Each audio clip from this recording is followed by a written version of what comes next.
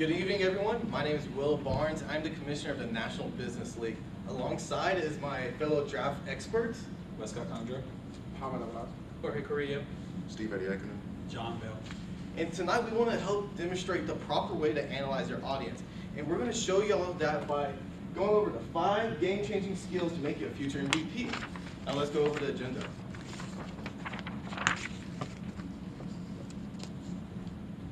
Mouthfuls. Oh.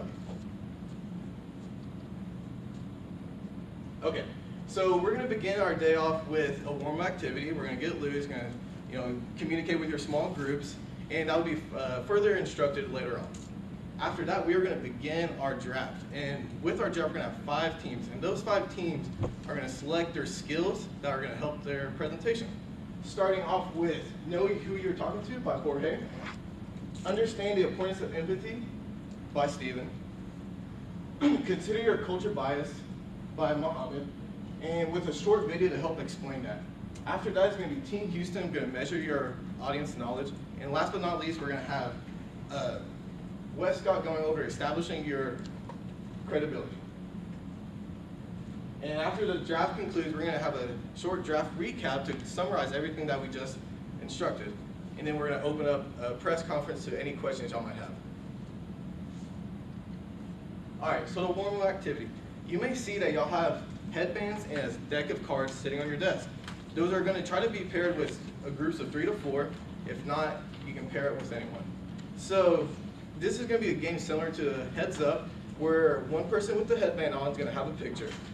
The other people on your team are going to try to guess, or you're going to ask your team members who you are. And the twist to this, we're going to have first 2 minutes to identify who you are with yes or no questions. You can ask, do I play basketball? Yes or no. Am I a celebrity? Yes or no. After that, we're going to have a 2-minute session with open-ended question. So you can ask, who am I married to? Angelina Jolie. You never know. So after we have that, we're going to do a quick discussion. And everyone have the cards. Anyone missing the headbands? Everyone have them? Yes. All right. I'm going to set the timer, and I'll let y'all begin.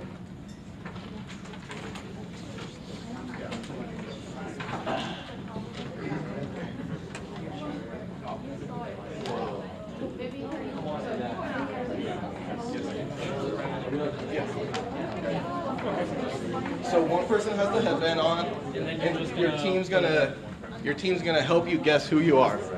You can just hold it up if you don't want to use the headband. Everyone get the concept? You don't have to put the headband if you want. So yeah. And I'm going to start the timer now. Okay. Question? Are we identifying? I can't want to give away. Are we identifying the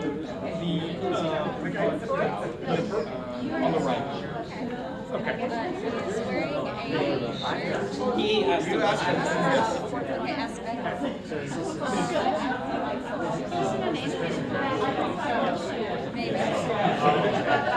Yes.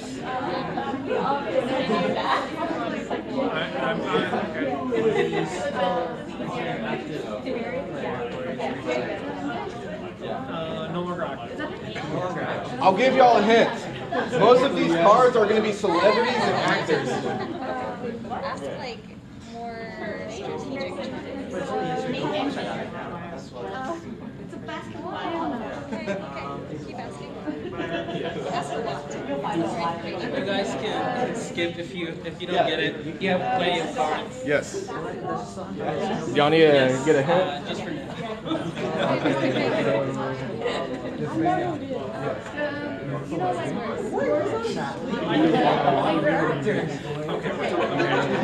Okay, so we're talking to the next one. All right. No. Well, technically yes. Technically yes. No, he's now becoming an actor.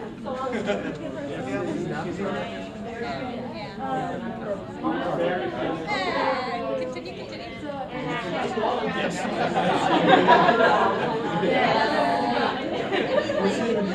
Yes.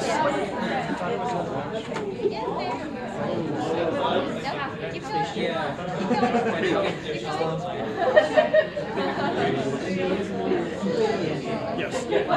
All right, time's up. Time's up. Get your cards back into the deck, and you're gonna notice, hey guys, everyone's good? All right, so you're gonna notice on the back of your deck is gonna be a number 1 or 2. Get all those cards together and swap with someone with the opposite number. I'll let y'all go ahead and do that now. I'll help y'all out. 2's on this side, 1's on this side, so you're gonna have to exchange it across the room. Yeah, so 1's gonna be over here. 1. Yeah. Thank you.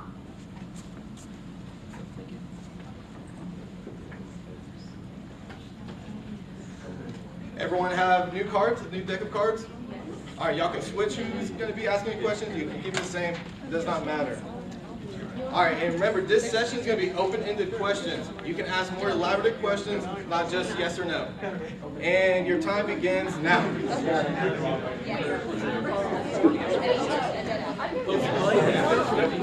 still alive. I sold it. But then no. That's not an open-ended question. Open-ended or not, yes or no. So it would be like, what sport do I play?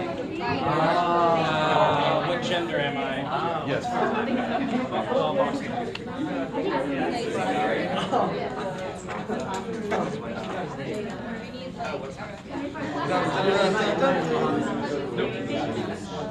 Imagine running up the steps, throwing up your hair. Yes. Okay, here you go.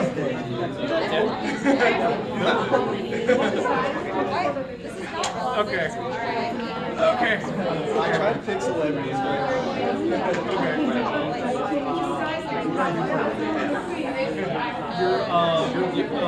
You're the owner of the Charlotte team basketball team. Some more, like, what sport do you play? This one's not it.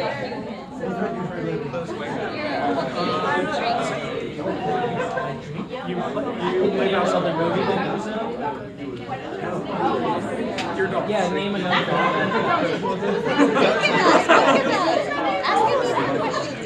Ask him these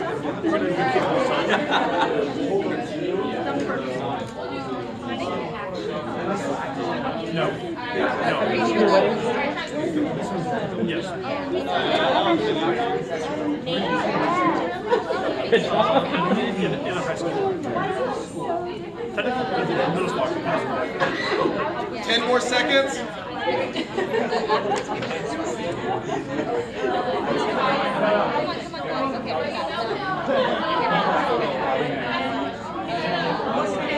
All right, time's up, everyone. Time's up.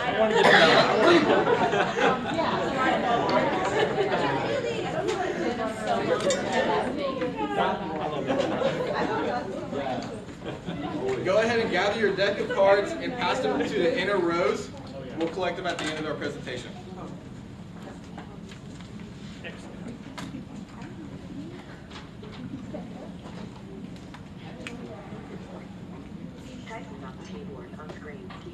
All right, Ryan, so let's discuss what we just did. With that game, let's first off, who won? Who got the most cards? Did y'all keep count? Keep score? One, we got 1. Yeah, anyone else? Be 2. We got 2. 1. That's okay. It's kind of a hard game, you know. It could be relevant people or old people. You never know. So, what method did y'all find easiest? The yes or no questions or the open-ended questions?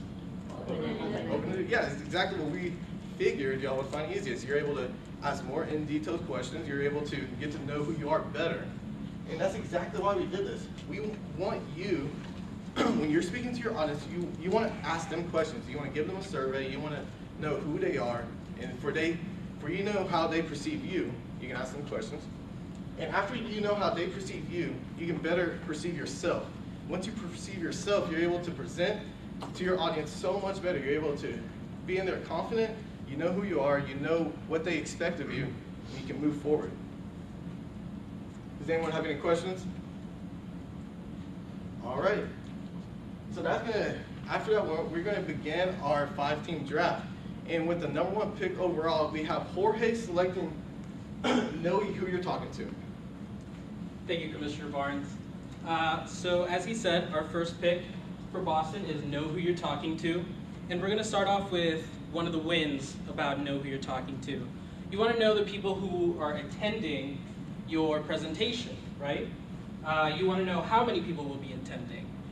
What size is the room? How are they gonna be sitting? Are they gonna be sitting in groups? Are they going to be sitting in rows? Is it theater style? Also, how loud do you need to project in order for the room to hear you? Obviously, if it's a smaller room, I'm not going to be talking this loud, but I'm also not going to be whispering if I know the size of the room before I enter it. And the game plan that we're going to do this with is we're going to send out easy to complete surveys, right? The surveys, just like we showed in the game before, are going to be able to get answers from your audience. You're going to be able to learn about their expectations. And to demonstrate how much we want you to have these questions, we provided sample questions on the back of your pamphlet. Some of them yes or no, some of them a bit more open-ended, such as how do you feel when you get to class? Are you tired? Are you excited? Are you anxious? Maybe you really need this class. Maybe you already have a good grade and you're kind of like laid back a little. What type of learner are you? Are you a visual learner? Are you hands-on, right? All these questions can help you form the type of activity, the type of information, and the type of tone you're going to set throughout your presentation. And so with that, we move on to win number 2, which is gather demographic information. So this isn't just gender and age, right? This is also what they do. Are they your peers? Is it your bosses who are attending? Is it your subordinates? Are they there because you told them to? Are they there voluntarily? Do they work full-time before coming to class? Or maybe this is an early class. If you're presenting in an early class, you obviously want to get their energy up. Maybe they just woke up at 10 p.m. because they have like an all-night rager. Who knows? But either way, I think that dictates your tone, and you can know that a lot more when you get this demographic information. How are you going to get this? There's a bunch of websites. SurveyMonkey is free. Google Forms is free. All of this allows you to send out surveys digitally. But maybe you don't want to send out surveys digitally. Maybe you want to do more face-to-face surveys. And that brings us to my example of Facebook. Facebook, I think, is a great demonstrator of what audience analysis is. Facebook was able to compete with Google in the marketing space because the amount of information that they were willing to provide to marketers. They were able to tell not only like what you typed in and then dedicate their ads based on that, they were able to tell your interests. Maybe they're populating an ad because your friend liked it. They are able to gather all this information, present it to marketers, and marketers want to know, hey, if I'm spending all this money, I want to make sure that I'm getting the right target audience. And with that, that brings us to game plan. That brings us to win number 3, which is, what's the audience's purpose? Like I said, is this voluntary? Is it mandatory? Maybe you're just here because someone told you that there's going to be snacks after. I know in my job, they bribe us with pizza in order to come to these like lunch and learns and dedicate an hour of our time. And you know what? I'm willing to give up an hour of my time for pizza. So, and our game plan with that is build a connection with your audience so you can know how to structure your presentation around that. If it's mandatory and maybe they're coming in with low energy, right? You can have an activity at the beginning of your presentation and not save it all the way to the end. How many of us have been in a presentation where it was mostly just talking for 30 or 40 minutes? Raise your hands, right? How did that feel? Exactly. Did you disengage like halfway through? Exactly. And so with that, we are going to go on to the losses. These are the things we want to avoid in order to win our trophies. And then the trophies is the benefits or the outcomes that we want for our presentation. Our losses is disregarding your audience's interest. Basically, you're building a presentation that suits you. You're making it as long as you want. You're displaying the information how you want. All your metaphors are either super technical or super casual. And this is things that you should tailor around your audience. And that brings us to the trophy, which is an increased emphasis on your audience. Targeting your audience with these benefits. It's using references that they know. When you played the game, how many of you guys knew all those celebrities? Raise a hand. And so, the other loss you want to avoid is making an audience assumption. Maybe you assume that it's only going to be your peers showing up to your presentation, but then all of a sudden your boss comes in. But if you would have analyzed your audience beforehand, you would have known that your boss told you in an email that he was coming to your presentation, and you could have avoided embarrassing yourself by not showing a casual presentation and showing it more technically. And by avoiding audience assumptions, you're able to demonstrate an interest in your audience. You're taking into account their time. You're taking into account the effort that they made to come to your presentation. And lastly, holding audience questions until the end. You should be a facilitator if you're trying to make your audience learn something. You shouldn't be holding a 30 or 40-minute lecture if you're trying to get them to understand a point that you're trying to create. And then that brings us to our last trophy, which is painting an accurate picture of your audience. You know who's in there, you know what they'll respond to, you know what will get their energy going. And with that, I give it back to Commissioner Barnes so he can announce the second thing. Thank you, Jorge. Next up, we have Steven. He's going to give you the emphasis on empathy in a presentation. Thank you, Commissioner Barnes. So I'd like to talk about empathy in the draft. We like to draft empathy because in empathy you learn to use warmth. You learn to use warm language, and it allows you to be friendly in conversations. The game plan would be use words to talk in conversational tone to your audience. It helps to de-escalate the situation. It shows professionalism as well, and it helps you illustrate your point of view. Another win would be to deny sympathy. Sympathy is condescending in tone, where and it's pretty much cliche. It's an old-fashioned way of doing things. It's an old-fashioned way of thinking. Whereas a game plan would be implement empathy in your speech, where you could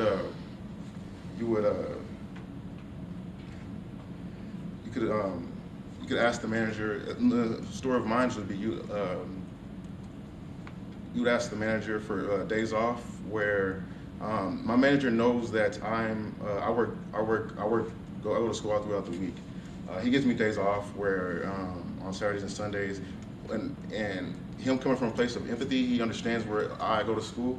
He allows me to go to school and do my work and be free in doing that. Number third win was adopt the practice of empathy. When you adopt the practice of empathy, it allows you to see yourself in another person's shoes. Allows you to be more observant. It allows you to feel where another person is coming from. The game plan would be to understand the emotional quotient, where the EQ is. It's a trend in business where emotional quotient is the new trend of business, where people are more understanding of their emotional point of view. Whereas it's not who you know, but it's not what you know, it's rather who you know. All right. We're going on to the losses. The use of intelligence quotient. The use of the IQ is dated. It's pretty much dated. Nobody pretty much uses that anymore. IQ is the intelligence quotient is it's a way of communicating with people. It measures your intelligence mathematically, linguistically, and in different ways. There's more than one way to do that. The trophies you get out of this will satisfy the emotional needs of the audience. You'll be more emotionally intelligent and understand different perspectives and where people are coming from. You'll be able to open up your heart, mind, or your heart, and be able to interpret things emotionally from emotional standpoint. The loss would be a loss of not having empathy would be a loss of not having empathy is because you'll not display narcissistic behavior.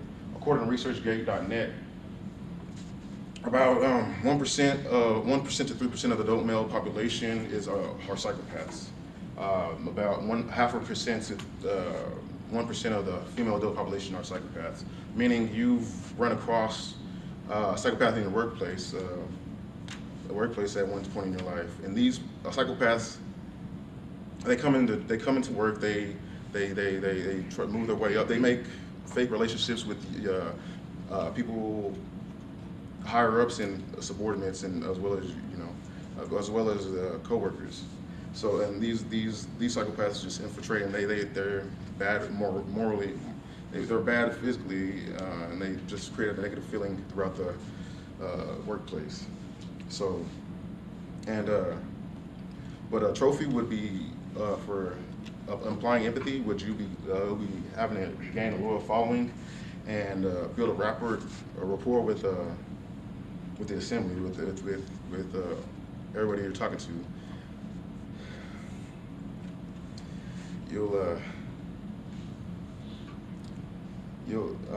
And also according to ResearchGate.net, about let me take it back to business school. In the business school, the highest measure of narcissistic behaviors are people in the finance department. So about 50% of 50% of people, 50% of finance department, they said they cheat in one way or the other, where they cheat, they withhold information, do all these unethical practices, and that's a negative as well. But to combat that, you can build a emotional rapport with people, and you'll gain a following, and you'll have people who you have return customers, as well as people who like to be around you. A loss, a portrayal of negative emotions, perceptions, and empathy. So what you don't want to do is portray negative emotions and empathy. People look as empathy as weak emotion. It's full of pity. Just like I'm wearing this pink shirt today, which I intentionally did because I stand out from the crowd. Most men are considered wear pink. Most men don't wear pink because it's looked down as weak, just like empathy is looked down as a weak emotion. It's a soft skill that is becoming a highly deserved and welcome trend. So a trophy to get rid of the negative emotions of empathy would be to you'll be understanding of people's different points of views. People who have a low empathy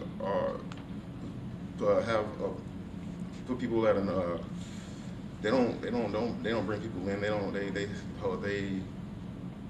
put people at arm's length distance, not wanting to know where they feel, but having a high state of empathy would be able to accept people and understand where they're coming from, and put yourself in their shoes and come from an emotional standpoint. And that's why we chose empathy for Dallas. I'll pass it on to Commissioner Barnes. Thank you, Stephen. With the third pick, we have Mohammed going over why you should consider culture bias. Thank you, Commissioner. So I'll be talking about cultural differences, the strategic way to analyze your audience through cultural differences. My first one is create link between you and the audience, and second one is be knowledgeable of the language barrier and the sensitivity from word to another. And now I'm going to show you a video, 2-minute video of Nad McCall. He's a baseball player, who speaks Spanish fluently, and the impact on his journey with the team.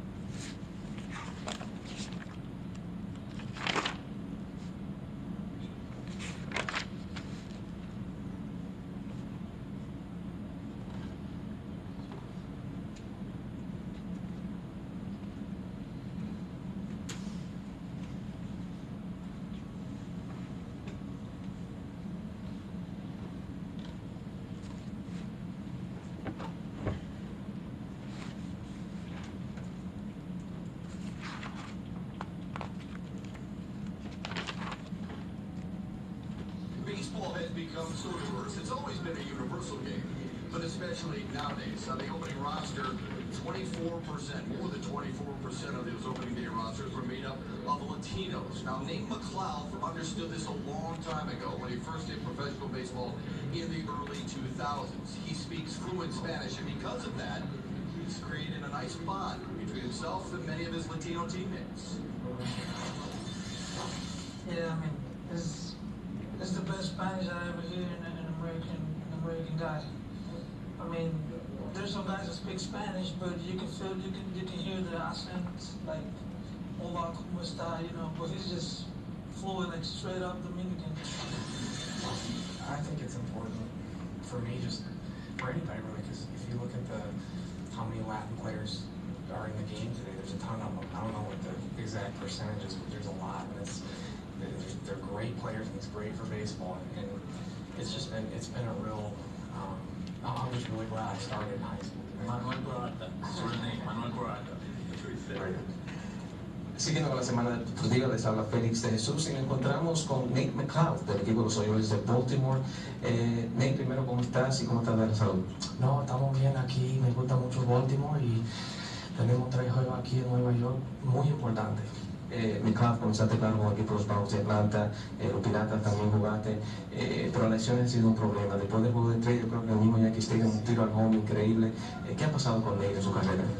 No sé, pero estoy feliz aquí en Baltimore. Tenemos un buen equipo, como te dije, y estamos listos ahora.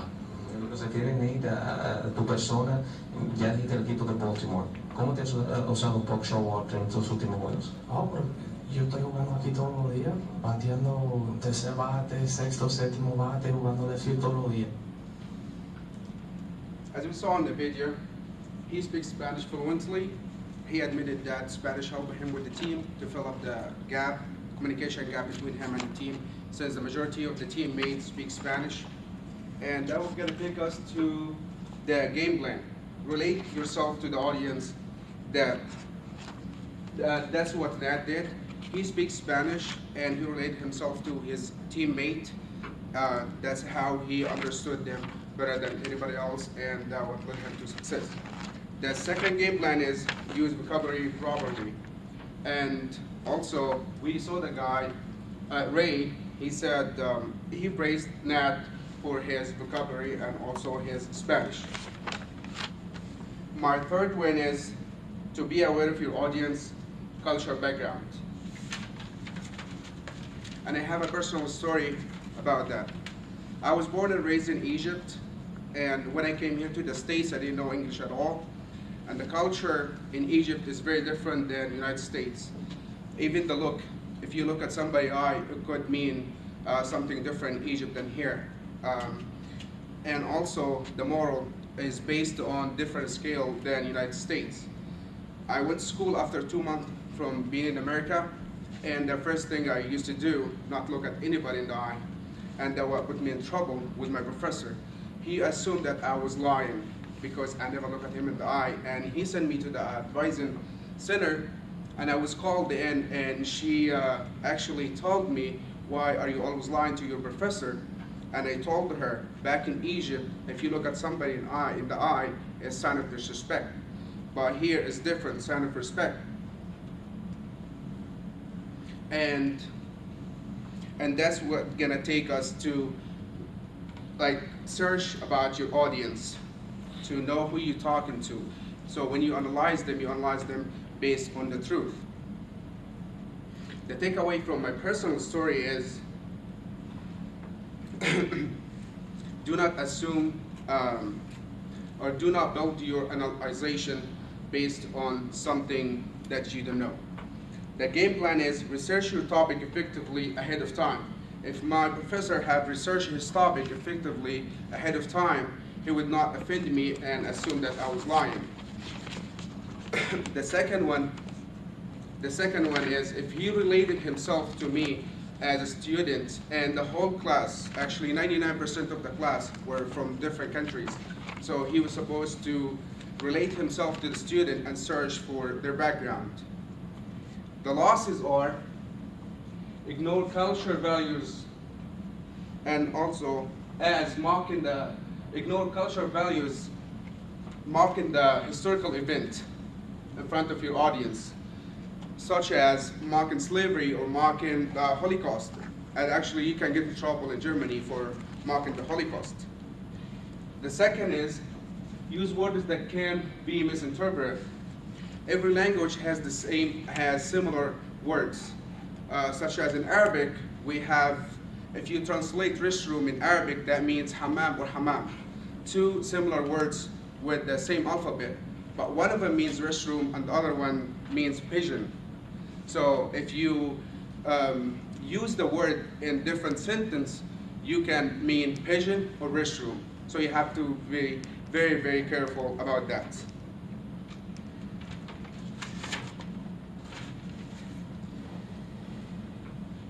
السلام عليكم أيها السادة رجالا ونساء. سوف أتكلم اليوم عن الاختلافات الثقافية وعواقبها على المحاضرين. أدعوني أولا ألقي نبذة بسيطة عما يجب أن نفعله عند المحاضرة. Does anybody understand what I'm trying to say? Hello, goodbye. Do you know what language I'm speaking? Arabic. Thank you guys. But if I say Allahu Akbar now, everybody's gonna leave. So that brought us to the third loss. Alienate your audience. Do not isolate your audience by speaking another language that nobody understands. Okay, our trophy is influence your audience, but making your audience walk away with valid information. Second, deliver your message with dignity. As be honest when you tell a story. The story I just told you guys before, it really happened to me. Third, enhance the effectiveness of your speech. Make sure your audience understands your topic before you leave. And now I'll hand it back to the commissioner. Thank you, Mohammed. And up next, we have John, who's going to discuss measuring his audience knowledge. Thank you, Commissioner. First of all, can everybody see on the big guy? All right, so Houston will be drafting Measuring Your Audience Knowledge, and we're drafting this, and I'm going to talk about this because I believe that it will make you a better presentator and it'll make you better in the business world. So our wins, what can you do? Explain confusing jargon. So if I'm in the stock market and I say the EPS is 14, some people in this class might not know what that means. That means earnings per share. So you need to, our game plan for that is clarify difficult acronyms. Make sure they know what you're talking about. Ask questions, and you can even put a glossary in your background that I'm going to talk about in a minute to define difficult terms. So our next win is connect with beginners. So even in a class like this, there might be people new to whatever subject matter I'm talking about. So make sure you connect with those people, ask questions, make sure they feel included, and our game plan is prepare background material. So that's a way you can connect with them, get them a little knowledge of what you're going to be speaking on, and help them figure out, be a little insight on what your topic is. So our next win is address the knowledge gap. So that kind of goes with my second point, that there's beginners, there's experts. So you got to address that at the beginning of your speech. Make sure, okay, there's many people in here, many different knowledge backgrounds.